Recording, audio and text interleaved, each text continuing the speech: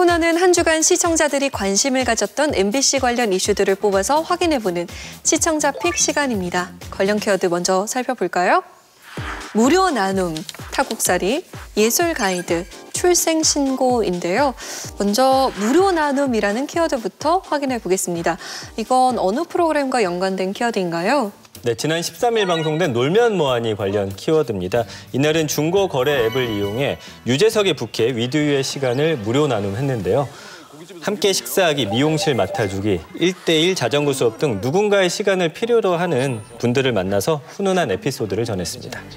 오늘 저희가 형 오늘 하루 시간에 중고거래 앱에 내놨거든요. 뭐라고?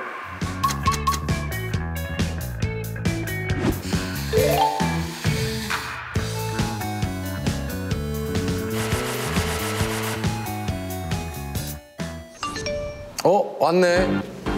가까운 데네. 이게 또. 안녕하세요. 당근? 예? 당근 괜찮아요? 당근 고기 당근이요? 고기 당근? 네. 고기 먹자. 고기를 같이 먹자고 올렸어요. 네. 반갑습니다. 저 유재석이라고 합니다. 네. 예. 안녕하세요. 김기찬이요. 기찬 씨요? 네. 기찬 씨 많이 먹어요. 네.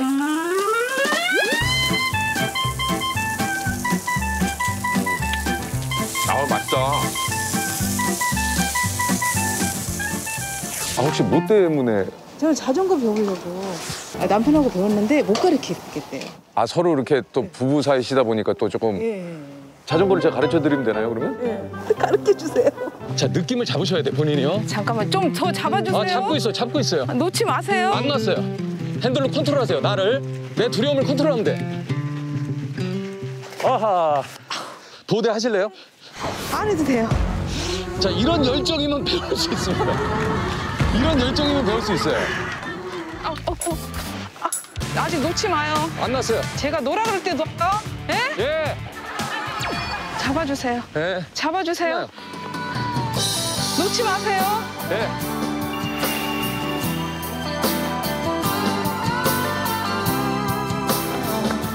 재밌어.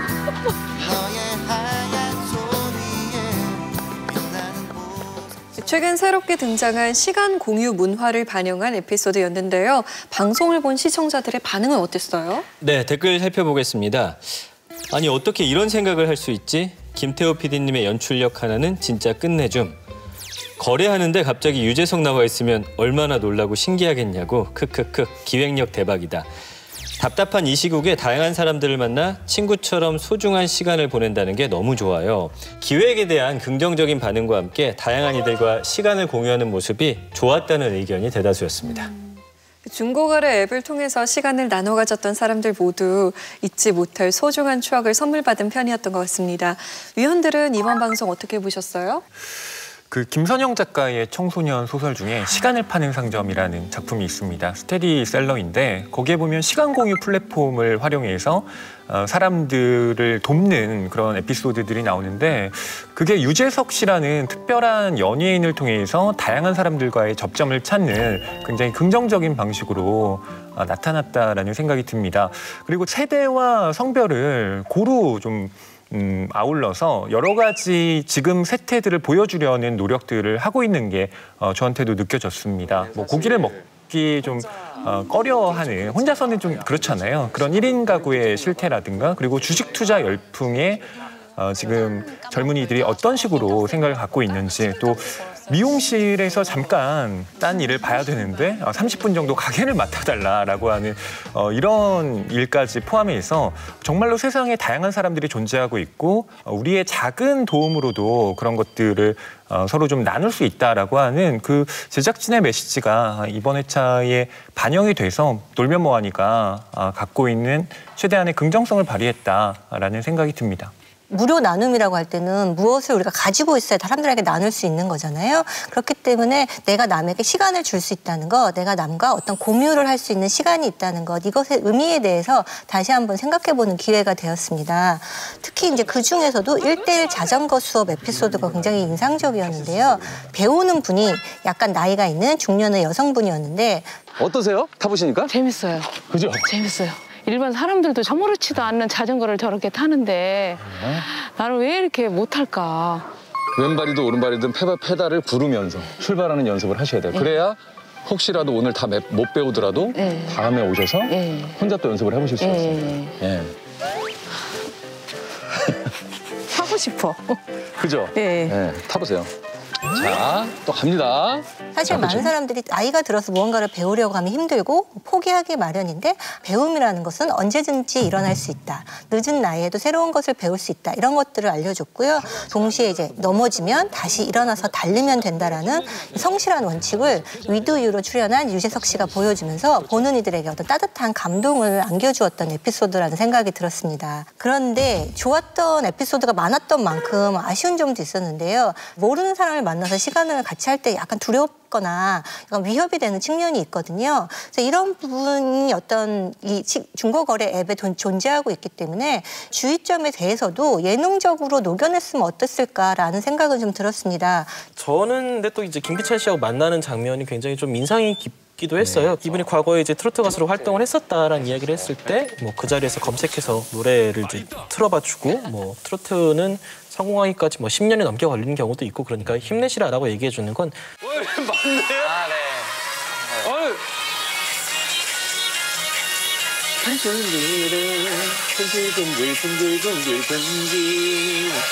도대체 내게 무슨 짓을 한 거야. 아, 노래 잘하시네. 사실 눈앞에 있으니까 계속 할 수 있는 배려인 건데 식사를 다 하고 다음 장소로 이동을 할 때 이동하는 차 안에서도 한 번이라도 이제 노래가 더 나오면 좋으니까 이걸 틀어주는 부분은 상대가 눈앞에 없을 때도 배려해주는 부분이 좀 잘 드러나는 장면이어서 굉장히 좀 흐뭇했습니다. 다음 키워드는 예술 가이드입니다. 이번 키워드 허휘 위원이 준비하셨죠? 네, 지난 8일 방송된 모두의 예술 관련 키워드입니다. 모두의 예술은 야외 활동이 힘든 언택트 시대에 집에서 문화생활을 즐길 수 있도록 도와주는 예술 가이드 프로그램인데요. 누구나 예술을 흥미롭게 접할 수 있는 다양한 방식으로 풍부한 이야기들을 전했습니다.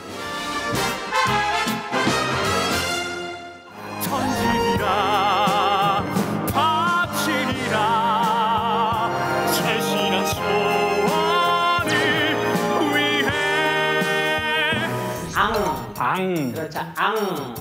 그렇죠. 배를 밀어내시면서 소리를 내는 거예요. 갑니다. 시작.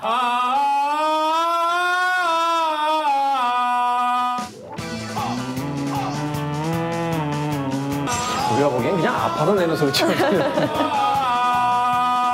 오케이. 오늘은요. 세계에서 가장 비싼 가격으로 거래된 그림에 얽혀있는 은밀하면서도 아주 신비로운 이야기 여러분들께 전해드립니다. 자, 이 그림의 가격은요 4억 원이 아닌 4억 달러입니다.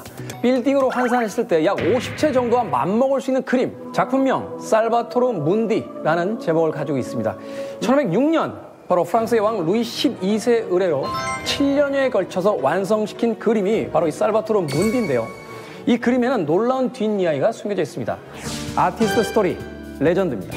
대한민국 문학계의 살아있는 전설 조정래 작가님입니다. 안녕하세요. 안녕하세요. 네, 안녕하십니까. 소설 쓰는 조정래입니다. 이번에 작가님께서 아주 특별한 독자와 함께 여행을 다녀오셨다고 합니다. 어떤 독자예요? 할아버지가 어떻게 글을 썼는가 하는 것을 생생히 보여주고 싶어서 손자와 함께 여행을 했습니다. 이만하면 네가 커갖고 이제 할아버지보다 더 커져버렸잖아. 태백산맥 쓰고 아리랑 쓰고 할아버지 엉덩이에 종기가 나서 수술까지 했잖아. 작가의 삶이라는 건 그런 거야. 모두의 예술은 아티스트, 스토리, 레전드, 배워서 예술, 비하인드 명작 등 다양한 매력들이 담긴 3가지 코너를 선보였는데요. 의원들은 모두의 예술 첫 방송 어떻게 보셨어요? 저는 이제 예술 프로그램은 좀 진입 장벽이 좀 높다라는 생각을 갖고 있었는데 리모컨이 가다 멈췄고 한동안 보게 되는 약간 그런 좀 매력이 있더라고요. 특히나 이제 그 배워서 예술이라는 코너가 좀 인상적이었는데 방송을 시청하는 누구라도 따라할 수 있는 그런 팁들을 많이 주셔가지고 저도 좀 소리내서 따라했거든요. 그래서 예술이 사실은 그저 보는 것, 그다음에 뭔가 큰 맘 먹고 봐야 하는 것 이런 마음이었다면 이거는 보면서 제가 그냥 마음 편하게 함께 참여할 수 있다라는 부분에서 굉장히 좀 좋은 방송이 아니었나 그런 여러 가지 것들을 좀 느낀 그런 한 편이었습니다. 이 프로그램이 약간 좀 안타까운 게 예술을 다양한 각도에서 바라보려는 의도가 있는 것 같은데 중심이 좀 없다는 느낌이 좀 들어요. 배워서 예술 같은 경우는 아까 얘기한 것처럼 누구나 좀 시도할 수 있고 누구나 어렵지 않고 멀리 있는 게 아닌 우리 생활 속의 일부인 것으로 예술을 바라본다면 또 아티스트 스토리 레전드는 인생을 갈아 넣어서 만든 경지로서의 예술을 보여줬고 비하인드 명작 같은 경우는 약간 그림값이 얼마에서 얼마로 확 뛰는 건데 이거는 그림을 그린 사람의 이름값이고 약간 이런 가십성 정보로 예술을 다뤘거든요. 그러니까 개별 코너들은 뭐 나쁘지 않지만 다 모아놓고 나면 그래서 내가 뭘 본 거지? 라는 생각이 약간 헛배 부른다라는 느낌 좀 있는 거죠. 그래서 다양한 관점을 보여주는 건 좋지만 이 프로그램은 그래서 예술을 어느 자리에서 볼 것인가에 대한 중심을 좀 잡아야 되지 않는가라는 생각이 좀 들었습니다. 이 프로그램의 특징은 제가 봤을 때는 예술을 감상하는 것이 아니라 체험하게 한다 쪽에 방점을 찍고 있는 것 같습니다. 그리고 아티스트 스토리 레전드 같은 경우도 기존에 유명한 작가가 나와서 뭐 삶을 설명하는 거다라고 볼 수도 있겠지만 중요한 건 조정래 작가와 손자가 직접 나와서 일종의 문학기행의 방식을 취하면서 근엄한 조정래 작가가 아니라 손자를 아끼는 할아버지의 모습을 부각시킨 점에서도 저는 이 내용을 익히 알고 있음에도 불구하고 굉장히 좀 새롭게 보게 되더라고요. 그런 점에서 나름대로의 의의가 있었다라는 생각이 드는데 문제는 비하인드 명작 같은 경우는 이건 신비한 TV 서프라이즈에서 다뤄도 하등 이상할 게 없는 이 모두의 예술이 강조하고 있는 체험, 현장성과 이게 과연 어떤 연관이 있을까 하고 고개를 좀 갸웃하게 만드는 부분이 있었습니다. 그래서 이 프로그램의 중심을 체험과 현장성으로 갖고 간다면 이 코너에 대한 재구성이 좀 필요하지 않을까 좀 제안드리고 싶습니다. 다음 키워드 봅니다. 출생신고인데요. 이거는 어떤 프로그램과 연관된 키워드인가요? 네, 지난 9일 방송된 PD수첩 관련 키워드입니다.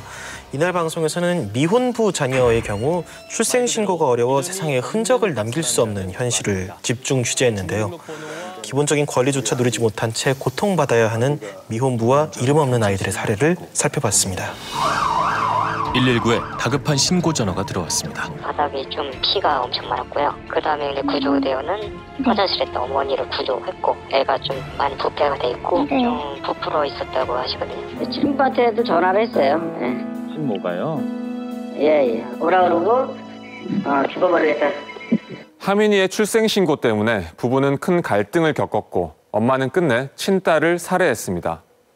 만약 미혼부였던 아빠도 출생신고를 할 수 있었다면 이런 비극은 벌어지지 않았을지도 모릅니다. 출생신고를 못해가지고 엄청 미안했을 거예요. 하민이의 출생신고를 하지 못했던 진짜 이유를 동생은 지난해가 돼서야 알게 됐다고 합니다. 호적이 살아있을 수도 있겠구나 하는 생각을 해요. 네, 얘기를 하죠.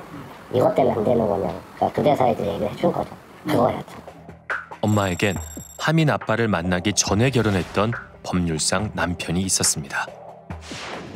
이렇게 법적인 남편이 따로 있는 상황에서 하민이의 출생신고를 하게 되면 하민이는 친아빠가 아니고 이렇게 자동으로 법률상 남편의 호적에 올라가게 되는 겁니다. 그러면 하민이 아빠 입장에서는 알지도 못하는 남성의 호적에 하민이를 올리고 싶지는 않았겠군요. 그렇죠. 6살 된 딸을 홀로 키우고 있는 강진우 씨. 별거 중에다가 이혼을 이제 소송을 하고 있는 상태였어요. 아이가 들어서면서 이제 아이가 6개월 만에 나온 거예요, 미숙아로. 그때 만약에 출생신고했으면 전 남편 호적으로 올라가는 거죠. 2015년 엄마의 이름과 주민등록번호, 주소를 모를 경우 미혼부인 아빠도 출생신고를 할 수 있는 법이 생겼습니다. 이른바 사랑이법. 수정이 아빠는 이 법을 근거로 법원에 미혼부 출생신고를 신청했지만 기각됐습니다. 출산 당시 발급된 출생증명서에 엄마의 이름과 주민등록번호가 남아 있었기 때문입니다. 사랑입법으로 적용되는 경우는 거의 없어요. 왜냐면 엄마 이름을 모르는 경우가 거의 없기 때문에. 그래서 실효성이 많이 없었어요. 핏줄과 법적인 관계로만은 설명할 수 없는 다양한 가족 형태가 늘고 있습니다. 법이 개정되면서 미혼부가 출생신고를 할 수 있는 길은 좀 더 넓어졌지만 여전히 그 법 바깥에서 이름 없이 살아가는 아이들은 없는지 우리 사회가 관심을 갖고 지켜봐야 할 것입니다. 끝내 이름을 등록하지 못한 채 생을 마감한 하민이의 사례를 시작으로 미혼부 자녀의 출생신고 문제를 다룬 방송이었는데 시청자들의 반응은 어땠습니까? 네, 댓글 좀 살펴보면요. 살아있는 유령 아이를 나라에서 만들고 있었네. 생물학적으로 아빠인 게 확인되면 출생신고 할 수 있게 해줘야지. 미혼부 자녀 출생신고 문제를 몇 년 전 매스컴에서 본 것 같은데 해결된 건 하나도 없었네요. 죄 없는 아이들이 더 이상 희생되지 않았으면 합니다. 이 나라가 국민들의 생활사를 따라가지 못하고 있다고 생각하게 된 회차였습니다. 여운이 많이 남고 안타깝습니다. 이처럼 까다로운 출생신고법이 빚어낸 상황에 분노하고 더 이상 피해 아동이 생겨나지 않았으면 한다라는 반응이 많았습니다. 출생신고를 할 수 없는 아이들의 비극적이고 안타까운 상황을 취재한 PD수첩에 살아있었다. 미혼부의 출생신고편. 위원들은 어떻게 보셨습니까? 사실은 미혼모 그리고 그 가정에서 자라는 아이들에 대한 어떤 공감대라든지 국민들의 어떤 문제의식은 많이 올라와 있는데 미혼부 아이와 관련해서는 조금 아직도 국민들의 관심으로부터 먼 곳에 있구나라는 걸 좀 깨달았고요. 그리고 그 출생신고법에 이렇게 문제가 많다는 건 누가 봐도 자명한 사실인데 왜 이런 모든 것들이 꼭 국민들이 약간 들고 일어나야만 바뀌는 것인가. 잘못된 게 있으면 먼저 나서서 바꿔줄 수도 있지 않은가라는 그런 생각이 들었지만 그게 바뀌지 않는다라면 결국에는 이런 프로그램들을 통해서 꾸준히 문제를 제기하고 이 문제에 대해서 좀 의식하는 국민들이 더 많아지게 하는 방법밖에 없겠구나라는 면에서 PD수첩의 이번 방송은 굉장히 좀 사회적으로 봤을 땐 긍정적인 역할을 하지 않았나. 일회성에 그치지 않고 계속해서 문제 제기를 좀 해줬으면 좋겠다는 생각해봤습니다. 요새 아동학대 문제가 수면 위로 떠오르면서 굉장히 우리가 많은 사건을 접하게 됐는데요. PD수첩은 그중에서도 이제 미혼부 출생신고에 대해서 심도 있게 다뤘다는 점에서 좋은 보도라는 생각이 들었습니다. 왜냐하면 기존의 보도들이 우리가 아동학대 사건을 이야기하면서 누가 가해자인가, 어떤 식으로 폭력이 이루어졌나라는 그런 어떤 특정한 개인의 악을 파헤치는 데 조금 더 초점이 있었어요. 이 경우에는 이제 그것이 아니라 어떤 아이들이 제도에서부터 소외되고 거기에서부터 아동학대의 여지가 발생된다는 그런 제도의 허점에 대해서 초점을 맞춰서 어떠한 방식으로 해결해 보자라는 방향까지 제시하는 그런 보도의 역할을 다한 방송이었다는 생각이 들었습니다. 이제 여기서 좋았던 것 중에 하나가 출생신고와 관련된 다양한 사례를 보여줬다는 건데요. 그러니까 뭐 가령 예를 들어서 여기 지금 나온 것처럼 친모가 아직도 다른 결혼관계에 있기 때문에 출생신고를 할 수 없다거나 그 외에 이제 뭐 친모의 정보를 알고 있다는 이유로 신고를 할 수 없다거나 뭐 이런 식의 여러 가지 사건들이 있었는데 결과적으로는 이것들의 공통점이 무엇이었냐면 법이 제도로 허락한 결혼에서 태어난 아이만을 인정한다는 법의 경직성 때문에 일어난다는 것을 이 프로그램에서 볼 수 있었거든요. 그래서 이 사회 인식을 바꾸는 데는 다시 이러한 형태의 보도들이 지속적으로 이루어져야 된다는 그런 필요성을 느끼게 된 프로그램이었습니다. 저도 비슷한 감상으로 봤는데요. 사실 이렇게 한 개인의 어떤 특이한 사례, 뭐 혹은 이제 그거를 뭐 소송을 이렇게 했으면은 그래도 애가 학교를 갔을 텐데 왜 그거 안 했느냐 이런 식으로 개인의 책임으로 몰아가는 게 아니라 사실 이게 얼마나 힘든지를 또 제작진이 직접 이러이러한 아동이 있는데 얘를 학교를 보내려면 어떻게 해야 되죠? 라면서 그걸 상담하기 위해 뭐 교육청에 갔다가 다시 경찰서에 갔다가 이걸 왔다 갔다 하면서 이게 얼마나 어려운지를 직접 보여줬잖아요. 그러니까 이 문제의 책임은 개인이 아니라 국가와 법 체계에 있다라는 점을 굉장히 확실하게 좀 보여줬다라는 부분에서 굉장히 좀 좋은 회차였다는 생각이 좀 들었습니다. 마지막 키워드 봅니다. 타국살이인데요. 이건 어떤 프로그램과 관련된 키워드인가요? 네, 지난 14일 방송된 구해줘 홈즈 관련 키워드입니다. 이날 방송에서는 직장 발령으로 인해 한국으로 건너와 타국살이를 시작하는 그리스인 의뢰인이 등장했는데요. 긴 한국 생활을 한 인도 출신 럭키와 그리스 출신 안드레아스가 맞춤형 코디로 출연해서 매물 찾기에 나섰습니다. 자, 덕팀의 국경 없는 코디들 우리 두 분 모셨습니다. 어서 오십시오. 안녕하세요. 반갑습니다. 네, 여기 또 우리 우리 그리스 출신 아니에요. 오늘 안드레아스가 꼭 얘기를 좀 잘해줘야 돼요. 네. 누나 오늘 우리는 걱정 안 하고 이 팀은 무조건 솔드입니다. 무조건 솔드. 오늘 진짜 우리 발품 용병들만 믿고 각자 말로 하면서 출발합시다. 네네네. 하나, 둘, 셋. 발레! 가시죠. 안드레아스 난리 났어. 와. Welcome to Greece House. 세련됐어. 야, 심지어 앞에 나무도 있어. 진짜 군더더기가 없어요. 내 눈앞에 경희궁이 보이고 이당산이 보이고 정동 공원이 앞에 있어요, 그냥. 그리고 메인등보다는 간접등으로. 간접등. 눈이 이게 안 다 아파요. 메인등으로 해가지고 그리스는 약간 조명에 좀 신경을 많이 쓰죠. 다양하죠. 우리 집도 제가 조명 직접 다 신경 쓰면서 다 설치했었어요. 너무 주연해요. 맞아. 이렇게 해놓으면 공간 더 커 보이고 부드럽고 너무 잘 만들었어요. 너무 잘 만들었어요. 여기 푸옥도 좀 간단하게 이렇게 요리할 수 있는 것도 여기 한번 볼까요? 주방에도 창이 있네요.